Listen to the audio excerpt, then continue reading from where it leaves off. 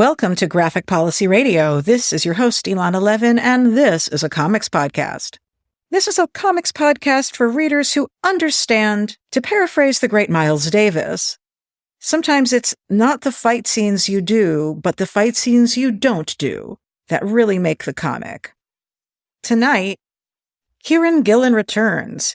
He is an award-winning comics writer and co-creator of series like Wicked and the Divine, Die, which is also now a tabletop RPG that he co-designed, and his work at Marvel ranges from books like Young Avengers to The Eternals, and now he's just completed his second major run on an X-Men series, writing Immortal X-Men and various parts of the Fall of X comics that ended the first Krakoan age of X-Men.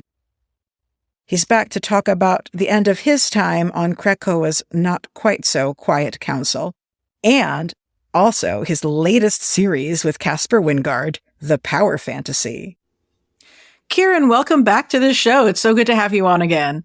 It's lovely to be here. You know, this is a really cool kind of moment because we can reflect both on the end of your work with the X-Men series and the beginning of The Power Fantasy.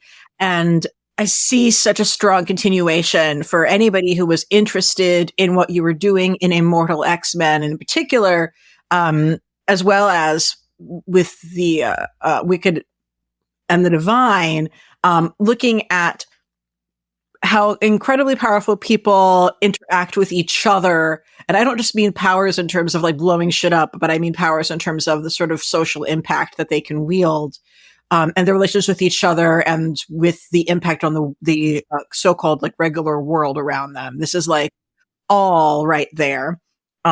So listeners, really encouraging you guys to pick up those comics. I think I would make sense to start a little bit just in wrapping up this sort of X-Men era, because that can be sort of spoilers since it's been out for a while. And then I'll give people a little bit of time to make sure they've been able to pick up the Power Fantasy. I have one question about the Power Fantasy to do that'll sort of bridge the two, and then we can go into the X-Men, and this will maybe give a good teaser for people in a pre-spoiler situation. At what point in working on Immortal X-Men did the idea for doing the Power Fantasy come together? I've said this in a few interviews, but like Wicked came from Young Avengers. So like I was basically doing Young Avengers, and me and Jamie became aware of what we couldn't do and what was interesting. And it was like what lay in an area outside what Marvel could ever do. Not in a bad way. It's just that Marvel is for a certain kind of story. I mean, like the standard thing we said was like, you can't do a story in the DC universe where this new character who's the most powerful person on the planet who everyone loves. No, because that job's taken. That's Superman. It's that in the same way, like you can't really give these stories, and because it's like baby boomers, they're around forever, they're never going to retire, and they have all the power. You know what I mean? That you'll never be, and it's just not the right place for it. In the same way with Immortal X-Men, I'm doing this book about power. You know, that's the Immortal X-Men is really about power and people trying to navigate it. And I was sort of getting used to this modern kind of X thing. And I was sort of noting power creep. So I was fascinated, especially because I was just come from reading all the Claremont. So early Claremont, you've got like Nightcrawler getting tired up walking stairs or stuff. I exaggerate, but only slightly. And Storm constantly being exhausted. And we've gone through like Storm completely changing all the weather on a planet. You know, that kind of, oh no, these people are insanely powerful, ludicrously beyond scope. And had this moment, I kind of alluded to it into a script, but I actually had the brainwave slightly earlier. It's like, these people couldn't fight, you know, because any of these Omega characters, if they thought the person who'd win, well, with the person who wouldn't back down, it's always interested who's going to increase their power more. And it would kill everyone around them. They're basically nuclear weapons. And that immediately made me go, well, if they can't fight, what's the point of that? And then immediately, oh no, that's really interesting. Doing basically a story where these people that's actually suddenly becomes the interesting thing, the problem. And of course, I stress it's perfectly fine to do this. You do it in the romantic mode, like Marvel Comics is written in the romantic rather than the realist mode. But the second you've got that kind of like, oh no, these people how would they deform the shape of world politics by their existence? What would they do not to have a fight? And of course, ironically, for being quite an inversion of so much that's core in that genre, it's still quite a classic superhero theme. You know, what is, Uncle Ben going with great power? You know, that's kind of what the Power Fantasy is about. You know, it's like, okay, what with great power comes what? And of course, what is political will other than power? You know, all those kind of things. The idea of all that stuff implicitly and explicitly seemed really fertile. And that's where the book came from, as in something that would never work at Marvel.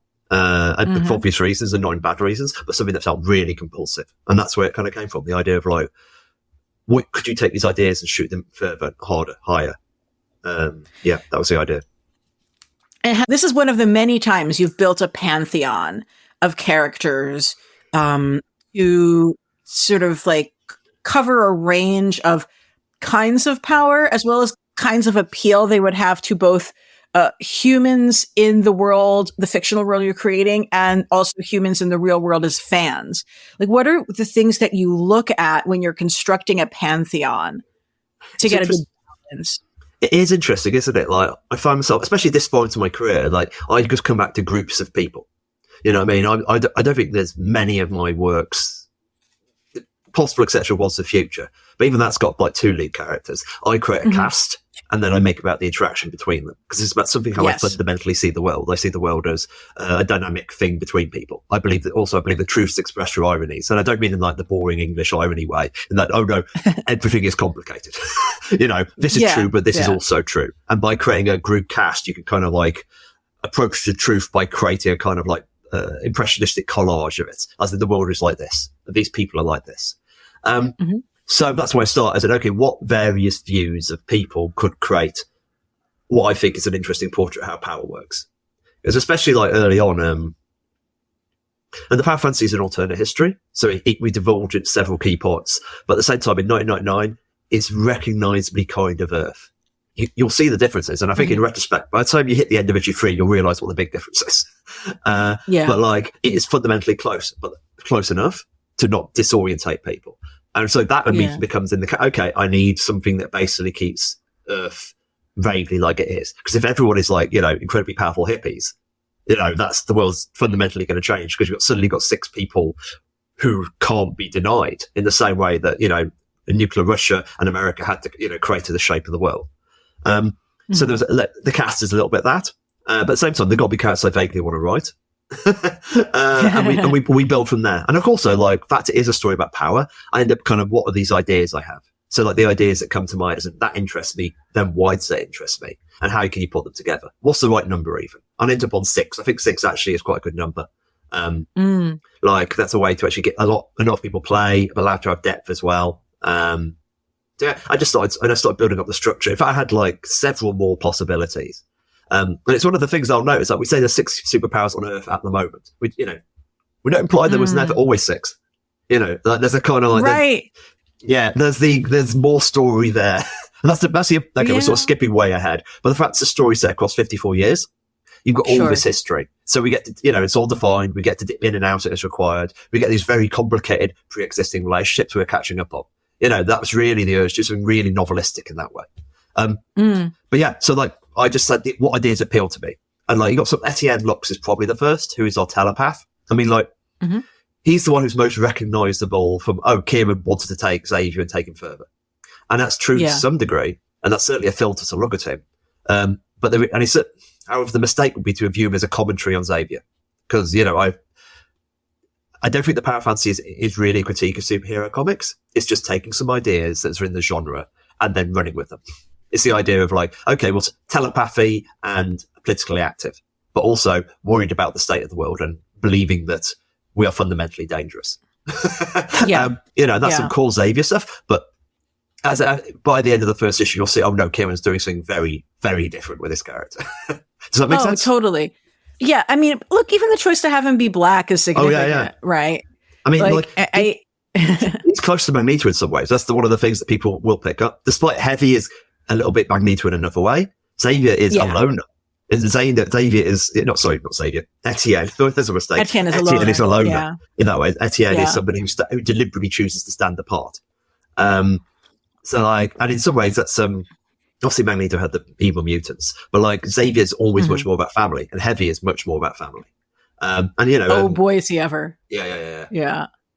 I mean, also starting with 6, I mean, that's the number of characters who were introduced in X-Men #1. Like, there's a history to that number working for introducing a new team of people. Yeah. Honestly, it's one of my advice I give to new writers is, When they get on Marvel, it means you're just to grab as many of the characters as possible because, they love them all. Why wouldn't they? But the thing is, if you get more than 6, and to be honest, 6 is pushing it. 5 is probably a better number.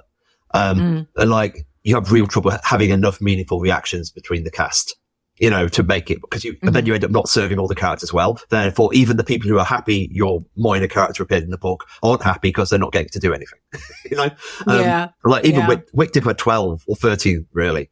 But like that was very carefully, Law was the central one, and we move around it. So you get it to work that way. It's 6 is a good number for, that's what they use for sitcoms quite regularly. 6 is that's true. Sitcom structure is really interesting. Like the way that loads of people talk about this. But like 6 allows you to split the cast into 2 groups of 3 or a 4 and a 2, and then you've changed the relationships around. You know what I mean? So like you can, we'll have this character and this character for this episode, and we'll see what interactions we get there.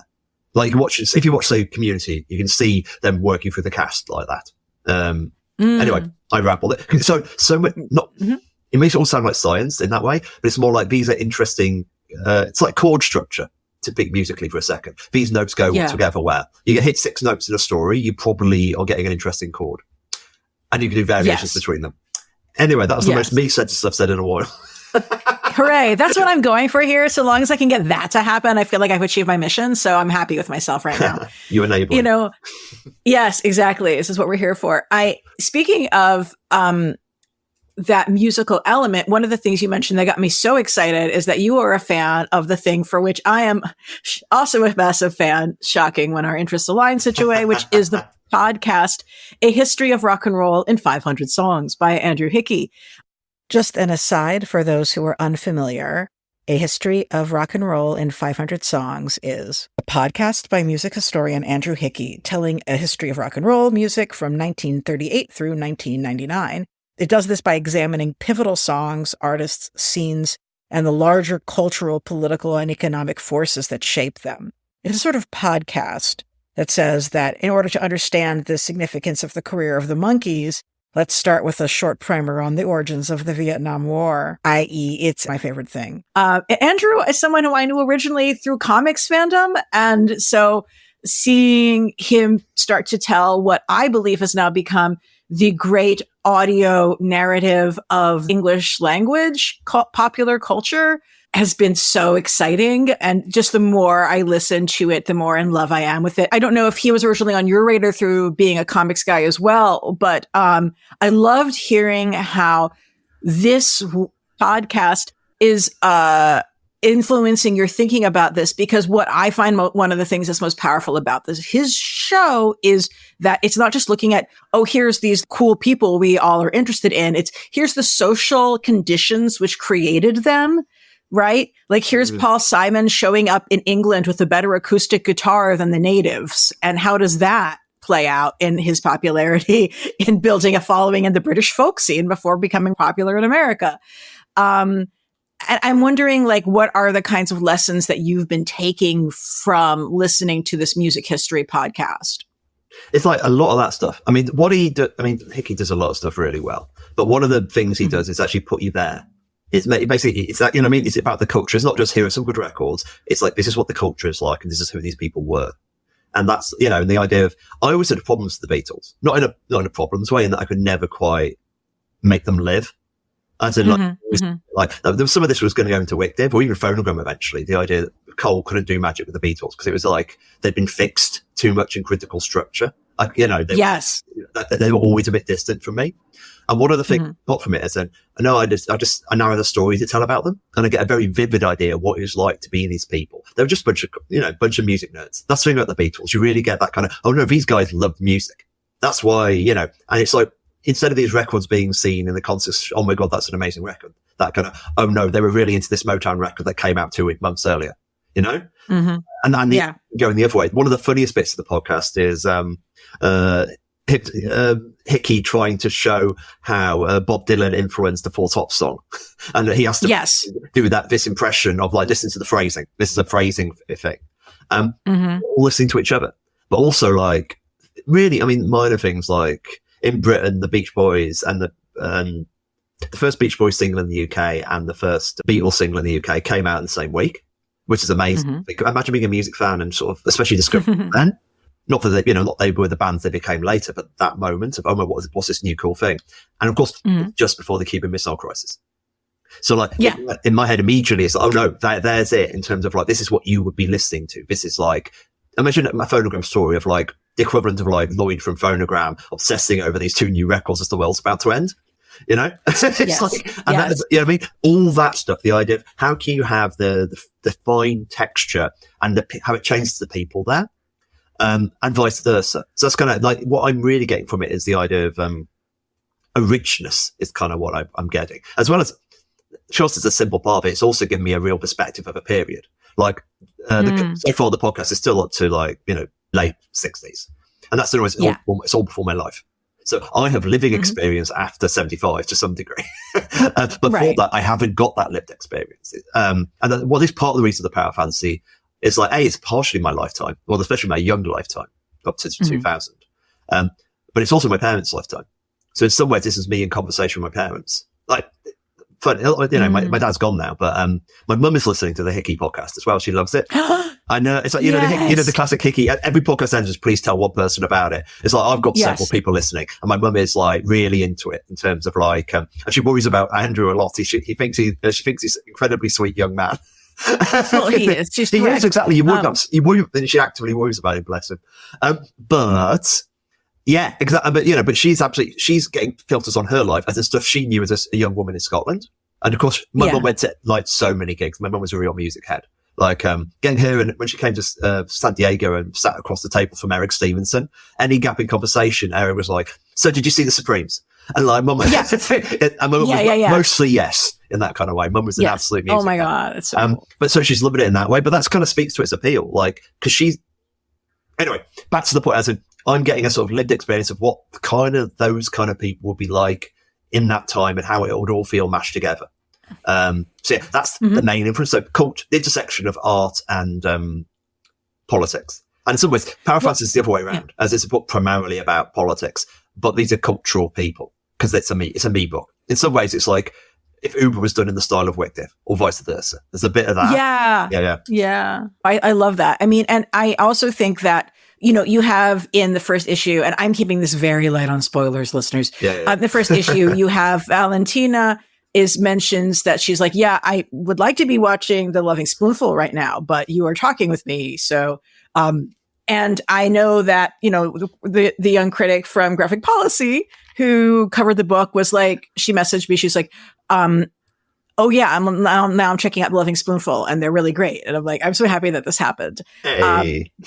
But to me, it also signals something like, oh, The Loving Spoonful are like hip, but they're also like mainstream. So what does that say as a reflection about her character and where she's at? And also very New York, and she's in New York, know?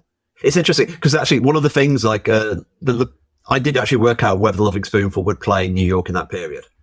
And they were touring with the Beach Boys. So like, that kind of like, so it's a bit photogrammy in the details sometimes. And of course it's an alternate history. So I've got room to wander quite a lot, but like, it was quite important to me. Like, I know that's a band. There are 2 bands who were touring together in that year.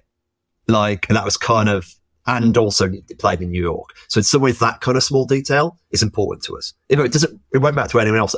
No one but me and Andrew Hickey would care about that, I feel. But well, I think, a lot of us do. And I it's something I get hung up on a lot of period pieces as well, right? Is not understanding who would be doing what and what that means and that it has a meaning. Yeah. It's tricky. Like, she's definitely like Valentina. She is kind of mainstream in that way, but she's also, she loves music as Valentina. That's one of the things that will rapidly become clear. But she loves it in, she's a good girl. She's very much a nice person. That's her kind of, despite everything else, that's kind of energy. She's kind of got that kind of, that burst of life about her. And other people have very different relationships with music. I mean, have you heard about me talking about how I name the characters? Yes, I would love to share that with the listeners. I mean, like it was quite tricky for me. Okay, what am I going to call them? Like, because they're not superheroes. Like, no one does it. They're superpowered people. And it's not that I'm saying it's anti-superhero, but there's no one does superhero-y stuff in the world. It's not like anyone goes and fights crime. Right. But at the same time, I didn't want to just call them normal names. I didn't want to give them code names in that way. And it suddenly struck me of what was interesting. I gave them stage names. So I kind of made each character's name evoke the period they were from.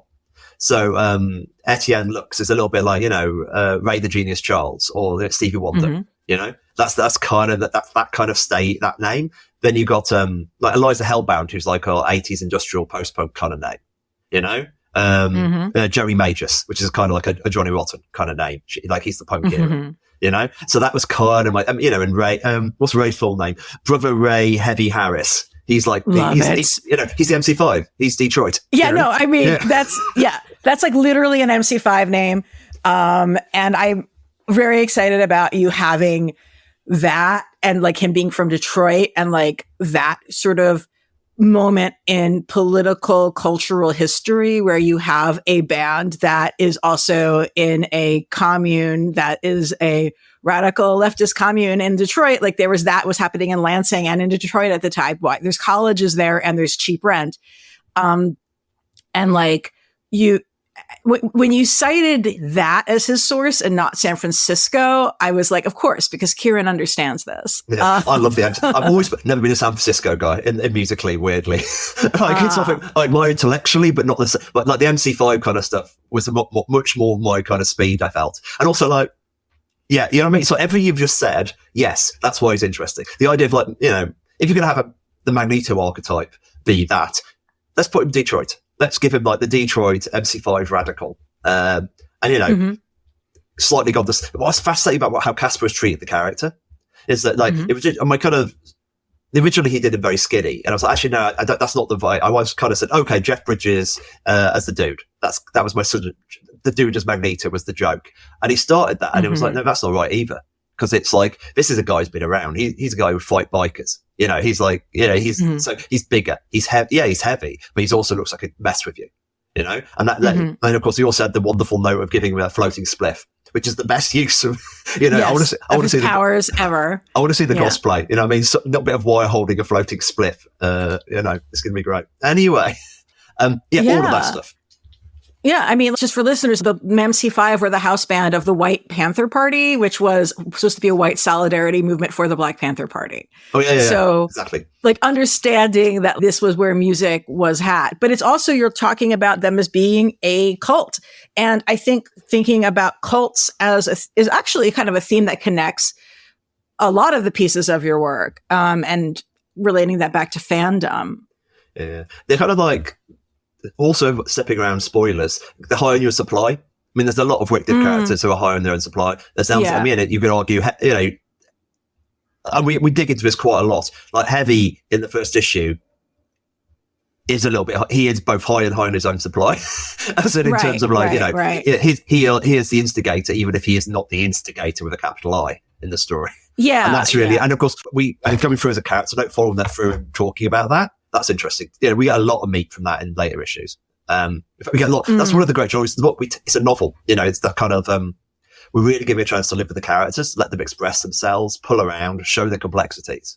It's great. Like the second issue is quite heavily into Heavy, no pun intended. But like then you get more Masumi in. That's the other thing about the structure is it's not like we're novel, so we can take our time to go around the cast.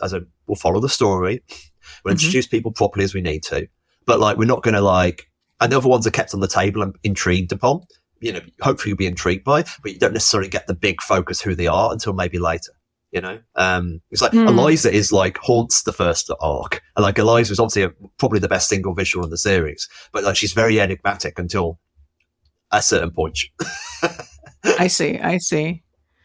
I mean, I just think the idea that like the recognition that having characters or people like this in a world where there's also, regular people they are politically compelling and drawing, and they would draw political parties and or cults and or followings around themselves. And that's something which is handled in far fewer comics in the comics worlds than you might imagine. And so like the fact that we're getting introduced to at least one of these characters right off the bat with followers is like, yes, that's what would happen.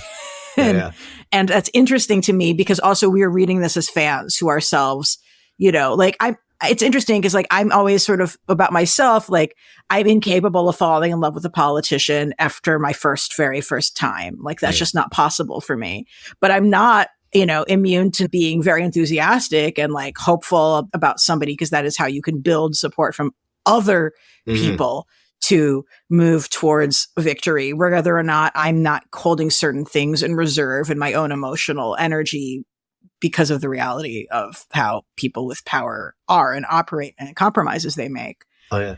It's like one of the things actually in the background of the power fantasy was the graffiti stuff is classic, but there's just little details in the world that speak to how different characters are viewed at different times of the story.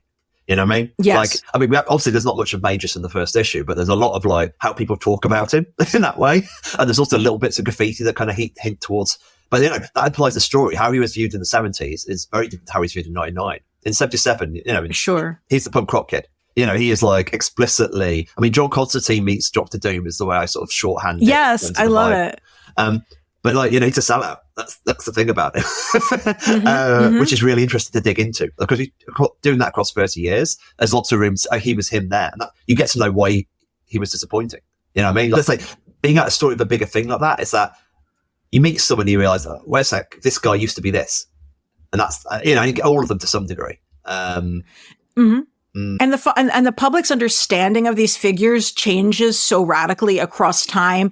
Like, I think it's so entertaining to me how young people are like, yes, we love Steely Dan. And I'm like, so do I. But when I was their age, I wouldn't even listen to them to find out if I liked them or not, because they were so antithetical to everything I liked. And we were so doctrinaire and rigid in like where you fall in these identities. And now, of course, none of this matters anymore, but it also means that everything shifts in how people are allowed to relate to people or what they consider and listen to.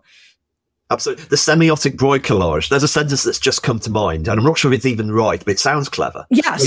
So much about Phonogram was like a book about really understanding the exact semiotics of every single thing in it.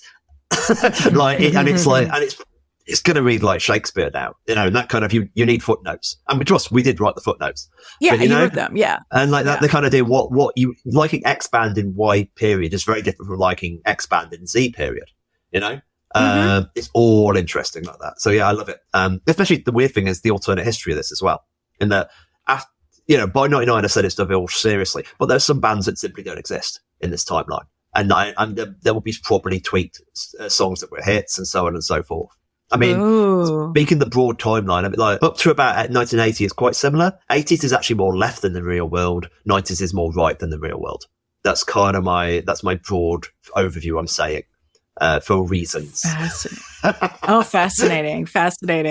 But at the same time, not enough to stop like synth pop happening or whatever. You'll still get our heart. I think I'm sure I could never destroy our heart. There's no way I could do that. I love it. Yes, it's just nothing is different enough to make synth pop not happen. It's very Kieron observation. I want to connect back a little bit to X-Men then in this moment, which is you worked in the Enigma variations into like a pivotal scene from your story in the X-Men, the meaning of having a breakdown while repeating lines that do not yet exist from a John Cale song in 1916 shifts entirely by the very last book of the series. When you were beginning these pieces, like, had that endpoint, did you know what those things would mean in the end? I'll say it's like, I do laugh at that. We said, okay, one question about the power fantasy, then half an hour later, we finally get to a more flexible. Yeah, I like our vibe. It was all planned. Like, okay, I lie. Not everything was planned. Like, you always make some more stuff up. But the basic, okay, this, in some ways, this story is a meditation upon an inspiration I got from listening to John Cale. It's that kind of like me just sort of listening to the song and thinking about, I got the image of Irene talking to Nathaniel in a bench in Paris, and kind of I also got already had the idea of Enigma itself. So that kind of, all of that seemed to be speaking to where I wanted to start, and I just sort of riffed on it. And it's very me, like, the idea, okay, in the first issue, we're going to set up something which will reveal properly in issue 24. And it's actually going to be, I said this in my pitch, and the first thing I described in the pitch was Enigma across like 2 pages. And I said, yes, I'm very aware that it's very me to describe the character who doesn't actually appear till issue 24 first in the document. But like, that structure matters to me, I guess. Well, what is the meaning of Paris 1919, the song, to you? I think it's is it a symbolist? Is that what they describe that lyrical school? Like the thing is because it is interpretable is the thing. Like, so in other words, I and I'm very glad he used the word to me, but like I just see. So I view it as images. It's quite a happy song. It's it's like it's got there, but it's clearly got doom on the horizon. I mean, tonally, it's that kind of like it's the images of Beaujolais. It's interesting, like beautiful new red wine flow. You know what I mean? And there's that, and it's the kind of and it's just a repeat of "You're a Ghost," and the idea, what the hell does that mean? The ghost, something haunting Europe. That idea of, and that ghost, of course, in my case, is the enigma rather than, I don't know, communism. But so those kind of things, it's just the way your brain sort of bounced off it in that way. So it's more, so it's less that I took a meaning of the song and more I saw like, images and things that evoked, and that was it. I know, especially it was the Paris night, just even the top, if it wasn't called Paris 1919, as in making it about the peace conferences, maybe the peace conference would have been optimistic to be there. It certainly sounds an optimistic record in many ways. But of course, it's not true. There's the 1930s are coming, the 1920s, all that is going to happen. So it's a song that's fundamentally like doomed. And for me, especially since I knew that Irene would be in the cast, the idea of looking forward and knowing it's doomed seemed really interesting. That's kind of speaks to the moment. And in some ways, Paris 19 jumped out at me when I only really discovered it just for Immortal. And that's where the X office was at that time. The idea that, Nimrod had just come online. And the idea of like, in this moment of seeming triumph and looking forward, and the one person knows fire and floods of Beaujolais awaits them. That was kind of what I got from it. That's really cool. It was also so surprising to people just because this is not like a super well-known John Cale thing, which I think is great. Oh yeah, totally. It's completely a me move, isn't it? It's like, it's definitely where I was at the start of Immortal, is that there's a level of playfulness there in terms of like, take something and move in a direction and just like put it out there. You know what I mean? Like it's a weird little book. Like I said, you'll see some stuff I got from Immortal I'm doing in Power Fantasy with the volume turned up. I mean, but it's kind of, even that is from stuff I kind of liked previously. You'll see it in Eternals. You'll see it in Wigdiv to some degree. Like Wigdiv is quite flashbacky as well. But the idea of having, because I'm a history head, this is what I like about the history of rock music. It's about rock music, and it's also a history. Yes. Yes. And that history, that story, and what you can learn by the flow of that story, and what would be a mistake to learn from as well. I love that stuff. The famed and jaw-dropping A History of Rock and Roll 500 Songs episode about the Velvet Underground came out after all of this. Was there something that you got from listening to that episode that just had no clue of and had not grokked before that changes any of your thinking about the band? I'm doing a sort of face here. Here's the secret. I was never a big Velvet Underground head. Like, obviously I like them. You know what I mean? Like, it surprises you, doesn't it? Yes, like, especially because of the John Cale reference at the center of a Dexman book. Exactly. Yeah. I mean, obviously I listened to them, but that's it's not like I had great knowledge in detail of all the stories. So in other words, there's stuff I knew, but it's not stuff, there's lots of, I paused for a second. No, there's lots of stuff I knew, especially circling around Lou Reed. Actually, I knew more about Reed than Cale. Sure. But like stuff that struck me. Okay. One of the things, like, what a complete nerd Lou Reed was early in terms of like, you fake that level of in denial faking it of him. Yes. that kind of like, oh no, I didn't really know about his prehistory essentially as a jingle writer. The idea of him churning out these, and that's in some ways I weirdly felt more empathy to him in terms of, as somebody who used to work in the games press or whatever, having that kind of like, I found myself thinking how much of what I am as a writer is born of being able to write how many million words in my 20s. As in, I had a lot of practice trying to be funny in front of an audience, entertaining people, even if it wasn't really the job. And also what's driving for everything else I did. I must admit what struck me most, Cale being the most sexist member with the band was perhaps a surprise that I didn't know. Yeah. That was a disappointment. In fact, I say that's the main thing that generally comes back. Like it's a weird, what I mean? I'm not really always good at like synthesizing stuff in a sentence like this, but like that's a weird fact that hit me. And I was like, oh, that's a shame. And so it's like, because people always ask I've got several friends I meet, and okay, what's your new thing you've learned from the podcast? They'll ask me, and it'll be a normal, weird, random fact. Like, or like, not just, here's an observation I didn't think about. And yeah, that kind of like, no idea that John Cale was that. All the Nico stuff was interesting. Like having a perspective. That was hot. In fact, there's a Nico quote in one of the documents I've got near the Power Fantasy. I was playing with having the, an sort of an epitaph quote sort of thing at one point in the story. I ended up not using that idea, but there's a Nico quote which I've got lying around, which I may use at some point. Oh, okay. I was going to ask you to share it, but if you may use it at some point, not a problem. Yeah, exactly. I'm not sure. Like, I'll actually, I think it was in the podcast, so I think it's a shameless lift from Andrew. Thanks, Andrew. Yeah. No, there is so much in there. I'm just so happy about this intersection of my interests, of course, playing out again. And the other piece is that, like, I stress out, it's like, I almost don't want to oversell it, because I don't think obviously we're doing anything that magisterial in approach, but like very much the texture of it is the texture is, and the juxtaposition between the personal and the political in a living sense is kind of very much the inspiration there. Anyway. Yeah, no, it's just amusing. I mean, folks, even if you don't really like rock and roll, which seems unfathomable to me as a concept, but I've learned as a thing, you would check this out. A line that really has lingered for me from the very end of X-Men, and I don't know if you wrote it, but it sounds like you, is when Kafka says of A, you grew up in the Bronze Age. And thinking about the Bronze Age of comics, which is where A comes from. He's a character that's basically, as we viewed him most of the time, from the Bronze Age of comics. As well as from, the fictional Bronze Age of real world history. God bless you. I hadn't thought about that. And this actually says so much from my if Al wrote that, Al would have completely have done the pun, as in the Bronze Age and the Bronze Age. But I'm such a real world history guy, I was only thinking about the actual Bronze Age. It's an accidental thing. Oh. Yeah, it's a shame. I would normally say, oh yeah, that was deliberate. But like with you, I'm going to, with you, be honest.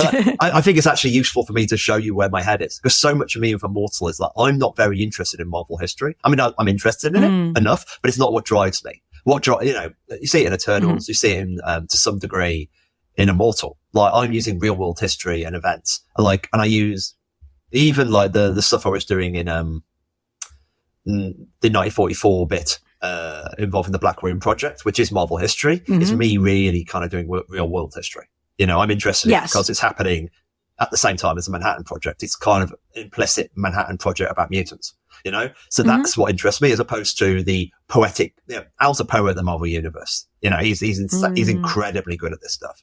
But yeah, the Bronze Age line was mine, but I was specifically talking about the actual Bronze Age. I find Apocalypse fascinating because the idea of the specifics of who he would have had to be, like his, like a Southern Nile Black Pharaoh. That's generally the vibe, and that's really, you know what I mean? And that's a specific place and time, and everything about that Egypt period interests me, and that's the bit that gets in my head. In the same way, like, what interested me about, Exodus was the idea that he's literally a crusader. You've got this weird knight from France who's been stuck in a cave, and he's not going to be like us. He's got a very different set of social morals. And if it wasn't a Marvel book and if it was a new character, I would have done more of it. But there is a kind of like, especially, with Exodus, I often felt like there were completely strong stories of him before, but I did feel like this guy is much weirder than anyone has written him. And that's actually what's interesting about him. Like, for me, it's like, what makes the character interesting, lean into it as hard as you can, because that's why you have them rather than anyone else. Well, there are moments from him in the end where I was like, this is all very relatable to me as somebody who does political and campaign organizing, is that you have to put out, this is the ideal that we're going for. And you have to keep people focused on that. And, the dangers of having that be so strictly embodied in a particular person in the ways that he does with Hope is very real, but it's also a strategy that reflects how humans in general relate to each other, which is we get hung up on personalities, we get hung up on figures. Yeah. His Exodus is really interesting in that his person absolutely nails some fundamental truths about Krakoa at different points, and other times it's completely deluded, Oh yeah. And that's what I said earlier about why you have so many characters, so you can do stuff like that. So like this character is neither right nor wrong, but he is a character acting by their own structure, and in the context of everyone else can make the point. You know, like none of the characters are my viewpoints, you know, ever. But they maybe they contain stuff I agree with more or less. And Exodus is interesting like that because that you know, the irony is Krakoa ended, and the two people who I think are quite pro Krakoa are actually Mr. Sinister and Exodus. As in, I think they're the two who would probably work to bring it back, and those two people are never going to work together. You know.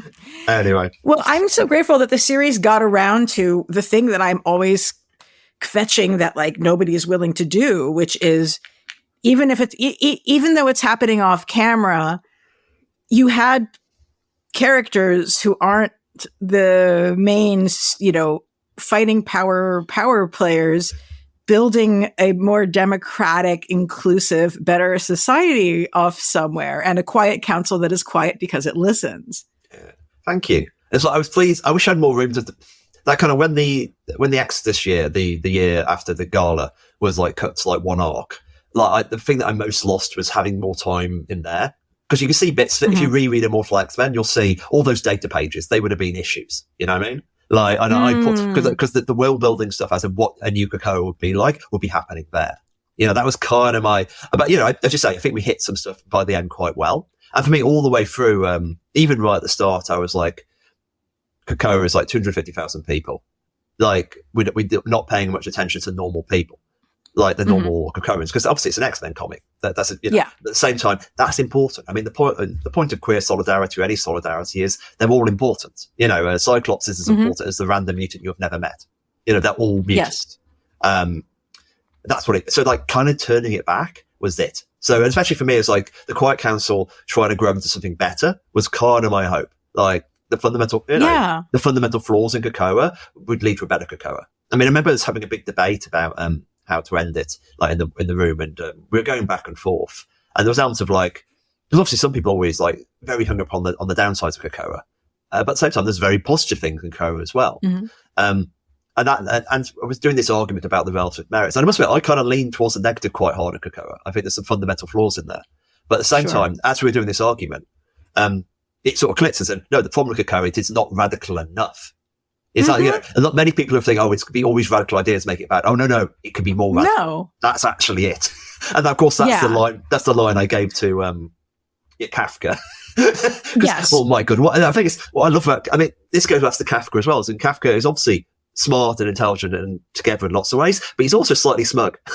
You know, like, so it's like that kind, and that's of course why they're writing characters. You know, that's the point, as in, you know, they kind of, we're telling a story about, you know, and in some ways, you know, Kafka is treating the older mutants in the same way the older mutants treated humans. You know, the idea that, you know, that this, you know, and that bit was there. And that's, I think, one of the important things in being progressive in terms of progressive moves. That's the point of the word progress. You know, there's no final perfect state. Utopia, of course, is eternal stasis, doesn't exist. The idea of being progressive is, you know, dealing with these problems and moving forward and creating a better world. One of the things that was divisive about analysis around beginning of the Krakoan age is there were people on the left, generally speaking, not folks with minority experience, who were like, this is separatism and therefore is hurtful. Then there's a lot of, and this is just, I'm speaking very broadly here. There's a lot of folks who are more like, you know, from minority experience who are on the left who were like, no, this is necessary actually to protect ourselves. And then you end up in a landing place where, you know, Magneto is saying, like, we actually do need to find solidarity with people beyond just mutants. I mean, one of the things that I always loved was the fact that Kitty, who is bisexual, keeps getting slammed in the door, meaning she is only semi-included and not fully included. And I'm like, thank you for making us. I mean, I was like, this has got to be real. This couldn't just be a coincidence. To me, as a bisexual, I feel more seen by the fact that this is like, yes, this is an ideal, but also there's still this barrier. But having in the end Magneto be like, actually, we do need to have broader solidarity, to bring more people along, I think is an interesting place to leave that character. Yeah. Al's really smart. I mean, like, intersectional Magneto essentially is what it is. And like, I mean, that was my main critique of Krakoa in my head, is like, it failed to deal with intersectionality correctly or enough. That was my kind of, like, if I was to critique it, that's the place I was coming from. Yes. Which, of course, that's the point of a story. You do the story. Yes. Yes. You know, like, yeah. So I was really pleased how Al left. I hope Marvel, you know, writers can pick up. Cause it's one of the things you always dread, like, I mean, look, you know, what happened to Morrison, like, in that kind of the second you're out the door, they'll do it. So I kind of hope that people will run with Al's idea there, because an intersexual radical Magneto is good. You know, that's a really interesting character. And said, and even write that, I co-wrote that final scene with Al, between Magneto and Xavier. And I wrote the first draft, and then he came in and wrote the extra bit for Magneto. He rewrote the Magneto page, and then I looked at what I'd done with Xavier, and I just realised, oh no, no, Magneto's right, and Xavier wouldn't say this to him. And then when he said it back, he would go to a slightly different place, because there's more love here, despite everything. You know what I mean? So, and that weirdly felt like me as Magneto, Al as Magneto and me as Xavier. The idea of these two men who are, you know, who are both flawed and complicated men in different ways, and how those, you know, I sort of reference those arguments till dawn. That it felt a bit like that. It felt like me and Al, who are like, you know, as people, I felt like, I don't know, it was tricky. I felt really close to Xavier and Magneto in that moment, which is such a weird thing to say. And I guess it's much what it is like. Yeah, anyway.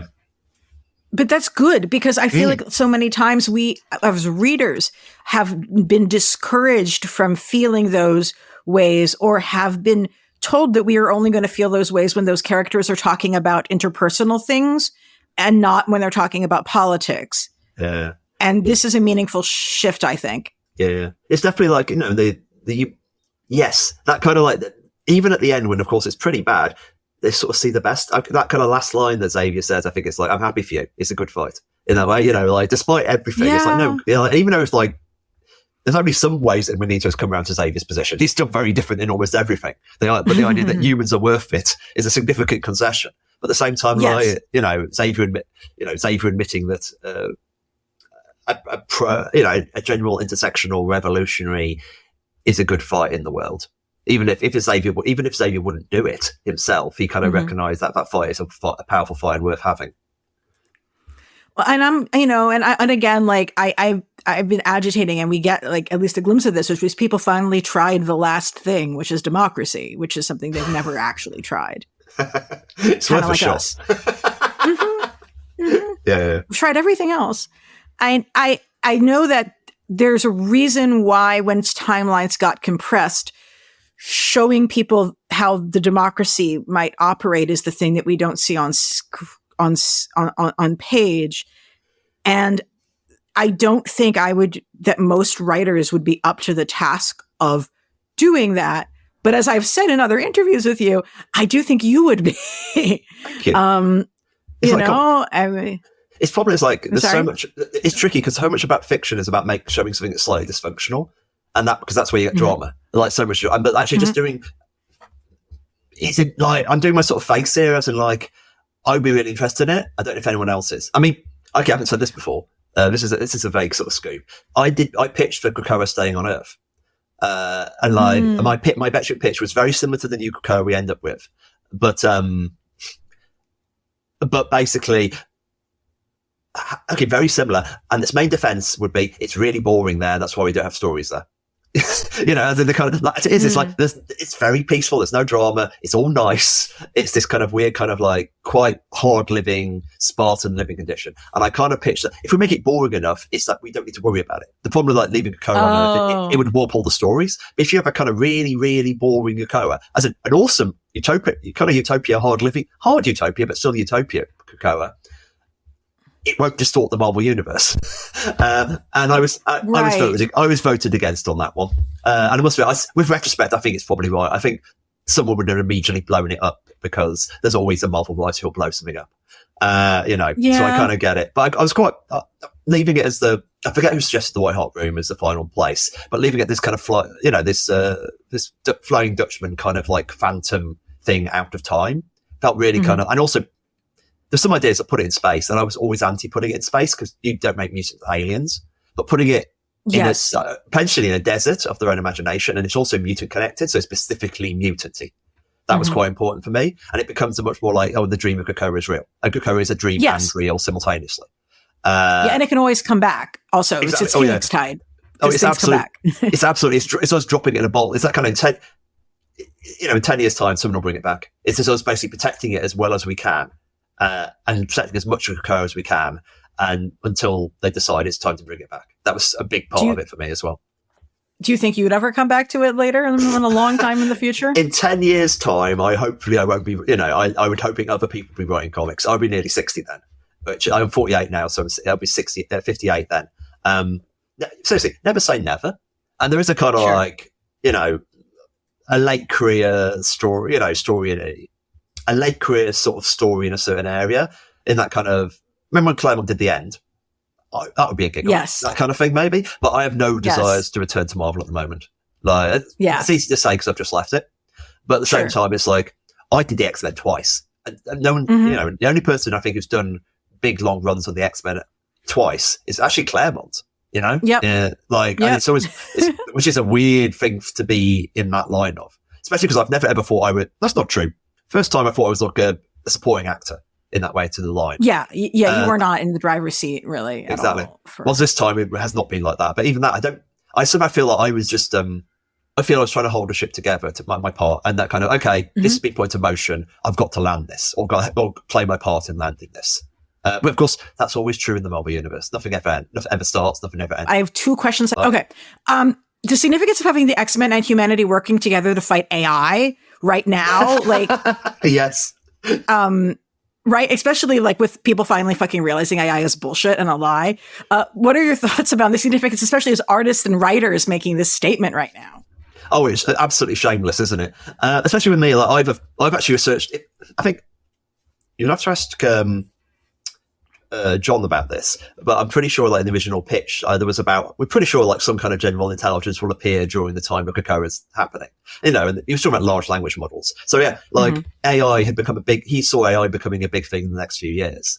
And he was absolutely right. And I've done some research. I deliberately dropped in quite a bit of AI terminology into my talking about AI, and specifically how AI works, or how what we're calling AI works. And I did laugh because it's like the best ending of Krakoa would be like, we finish it with this story about the triumph of humanity and, inspiration, because mutants kind of really about humanity's best self, humanity's future. That's kind of what they are. Like mutant kind, the inspired humans defeating AI. And next week, Disney announced that AI is taking over the writing of all the X-Men. And it's like, oh no, AI actually won. It's like, there's no part of you make the statement, you kind of talk about the potential of humanity and why it's worthwhile, and all that. And you also, anytime you do, you also wear it might just be Pyrrhic. Like I actually say, like, there's lots of reasons why AI is bullshit, but there's also a part of head that goes, maybe it's not, maybe we're all utterly doomed. And that's kind of, for me, I'm always thinking about the downside at one point. Consider at least for a second, what if you're wrong, is one of my kind of basic lines to myself, in terms of even stuff I really strongly believe. I have a moment of, okay, well, what happens if you're wrong? Or are you? I'm a radical doubt kind of guy, at least to myself, not to the rest of the world. In fact, that's something I've never said before in an interview. Yeah. So it was thematically important to the world for me to include the AI stuff, because it was already in there. John had put it in there, and I went for it. Especially with Sinister in the AI, and Enigma being a machine that fed on. He feeds a load of stuff into its model. In the ways he has to use a lot of data to become the AI he wants to be. And he has to take it illegally, and he has to take it without permission. So, metaphorically, it's all very clear there. But also the fact he's a 19th century colonialist. This is the idea of like the philosophy that leads to AI is the same philosophy that actually was, 19th century imperialism and colonialism. I was explicitly drawing a line that this is an extension of that kind of thinking. I thought that was worth mentioning in passing. It is. Yeah. Thank you. I was like, I should have just answered that. That's the core thought. I think that's the useful thing I added to the structure. I love it. And then, your partner on the Power Fantasy, Caspar Wijngaard, is somebody who you worked on with Peter Cannon. And I do think that there's some interesting potential parallels, why you're working with him for this particular story, right? Oh yeah, definitely. Yes, me and Caspar, we did Peter Cannon, which we loved. And reviewed really well. In fact, Eric at Image was very into it, and he was always said you and Caspar should do something else. So for like quite a while, we'd been talking occasionally, but I never really had the story. And it was just that he put up his pages for Swan Songs, the book he did it with Maxwell, which is these really beautiful adult sort of gently erotic struck pages, which also include a fantasy element. And I saw that. I thought, oh yeah, that's it. That's what I wanted in terms of somebody with that flexibility. Because what he does with the time periods, in fact, so much of the story is about altering style to kind of fit mood. Issue 3 is where he starts really going for it. There's some amazing 1950s Paris scenes, which are kind of like enchanting. But of course, like, this book is also the one that's most obviously informed by Watchmen. And of course, in some ways, it is me. It kind of had a lot in it, but its real point wasn't don't do Watchmen, but try to learn different lessons from things as you can do something else. Just recapitulating some parts of the trick of what Watchmen did is not interesting. Like, the 9-panel grid is not what's interesting about Watchmen. Rather, it's just one element. Like, and all the way through my career, I've kind of had, Wick Div was very Watchmen influenced. It's about formalism. It's the idea that you can do tricks, but I rarely use a 9-panel. I rarely use the 9-panel grid, which Watchmen runs off. However, this is I think the bit of Watchmen which this book kind of does lift, at least follows up was the twofold bit of what I think most influences power fantasy from Watchmen is, one, Watchmen is generally talked about as a deconstruction of superheroes, which of course is true. You can see that, but it's not just that. It's also taking the idea seriously. It's the idea of taking these kind of concepts and doing an adult novel about them. Like, it's like, yes, there's good. I think we as comic readers tend to hang on the critique, the meta critique, more than perhaps I think Watchmen was intended, because people read Watchmen who know nothing about superhero comics and love it. So that implies it's doing something else. So the idea of, okay, let's take superhero stories and do something grown up with them. And I don't mean that in a kind of pejorative way. I mean, specifically try to do a certain kind of mature story. I mean, it's not like I'm doing, like, there are more mature stories you can do in the genre, but like the idea of doing it with a certain seriousness of intent. And the other thing Watchmen does, people kind of take as this character is a commentary on Blue Beetle or whatever. And it's like, not really. It starts with these ideas, these characters of this sort of vague sort, and then just treats them as characters. He tries to write them with the full humanity of any other piece of fiction, and that Watchmen is structured between, basically, some episodes of Watchmen are like plot story elements, and some episodes are more about the character studies, and the character studies are utterly compelling. And that's the other side of it, in terms of, like, let's really just try to write really well. And that sounds incredibly rubbish. And you can write really well about superheroes without being a deconstruction, without being solely about interrogation of the genre. We can just do a novel and treat it as well as any other genre, in the same way that, like Hamill, you do just write it really well, like how James Ellroy writes a crime story. The idea of, like, you can really go for it, and we don't need to do anything other than that. So yeah, that's the kind of main bit I got from Watchmen. It also just feel a bit weird because on a surface level, it's like, let's stop doing Watchmen and we're doing something which can be aligned with Watchmen. But, like, I don't think that's really what we were saying. I think that's kind of like, oh no, why not, if you're going to do a superhero comic, and I guess we're going to have, and I guess it's just me accepting what power fantasy is one, like, you can do it with a different intent, and especially because, it's the joke that this is a book about where there can be no fighting. And that's such an immediate pillar of the genre removed. I must say, that was my first wicked thought when thinking about the idea is, oh man, a superhero comic with no fighting. That's interesting. Yeah. Especially to me, who actually feels like that's probably the least exciting part of it in most cases. Unless it's like Jack Kirby. There was a bit, I love action sequences so much in so many ways, but there is a bit like part of its power has been removed. Especially in the age of CGI being able to put anything on screen, there's an element of, like, the fantastical of a fight sequence is rarely as impactful as we would hope. And I've never been great at writing them anyway. That's not quite true. I'm a pretty good fight writer. My problem is I will always put too much other stuff in and therefore not leave enough space for the fight sequence. And therefore the actual making an artist sing doesn't happen as often. Because I'm much more into... That's my stuff. Yeah. Exactly. That's just why people like me. Like, people like that. Oh, the other thing about, which is a big difference to Watchmen, is I have much less control. Like, I'm writing in, like, my usual full script, but, like, Caspar's going for it. Like, you'll see there's not much of it in the first issue. But, like, as you go through it, Caspar is very much interpreting. And, like, we have a lot of conversations. I'm not seeing roughs. That's actually a good example. I'm not seeing roughs. I only see finished pages, or occasionally a panel he shows me. And Caspar's quick, and he seems to prefer to redraw something if it just isn't working, rather than actually show roughs and go back and forth. That's because I completely trust him, and I also think it gives a different energy to my work. I mean, I've done Wick Div. Wick Div is And I've done Peter Cannon with Caspar, which is both of those are highly engineered books, which involve a brilliant artist to interpret it, but they're very clearly me attacking the page with very clear desires. Whilst this is me writing lots of ideas, certainly, and often writing in a quite clean style, but also leaving a lot of space for an artist to interpret and go for it, as long as the story is told. And that leaves me a lot of space to do everything else as a writer I'm doing. All the timeline stuff, all the complexities, me worrying about all the solely writery stuff as opposed to the formalist stuff. And I think that's leading to a very different kind of book, which is what excites me because I don't want to do Wycliffe again. Not in a bad way, but I've done Wycliffe. Sure. Yeah. Yes. There's no need to. Yeah, I'm with you. Well, thank you so much. I know you need to run. I really appreciate your time and what you've shared with us. And it pains me to not get to talk about a character whose name is Deconstructa, given my own interest in modern art. But that just means that I hopefully will get to have you back soon to talk about power fantasy when we have a few more issues under our belt. That sounds fun. I mean, come back at the end of the first arc. That'll be fun. Awesome. Would love that. Thank you.